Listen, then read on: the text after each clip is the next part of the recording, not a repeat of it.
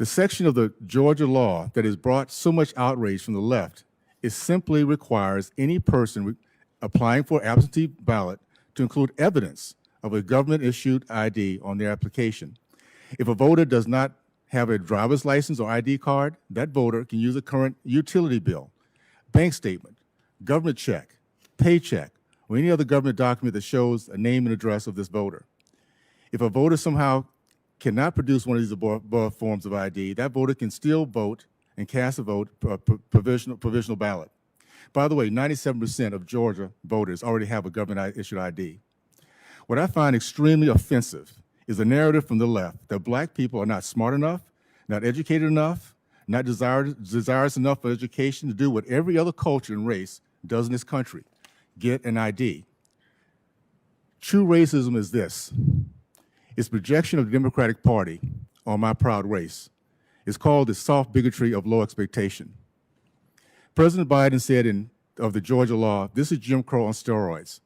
With all due respect, Mr. President, you know better. It is disgusting and offensive to compare the actual voter suppression and violence of that era that we grew up in with a state law that only asked that people show their ID. This is the type of fear-mongering I expect in the 1960s, not today. And by the way, literacy tests and poll tests were initiated by the Democratic Party.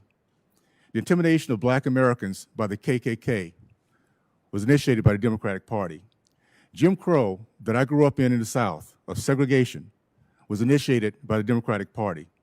The soft bigotry of low expectation now projected on black Americans, not Italians, not Asians, not Polish, not Jewish, but only black Americans, is being done by the Democratic Party. Where black misery today thrives and is prevalent, lack of education, lack of jobs, high crimes, the call for defund the police is all done in Democratic parties. By increasing illegal votes and not giving voice to those legal Americans, black Americans, who are seeing and waking up today is the real tragedy of this process. We're seeing 18% of black men turn away from the Democratic Party because they're seeing that their vote can count and their future can matter. We're seeing twice the percentage of black women doing the same.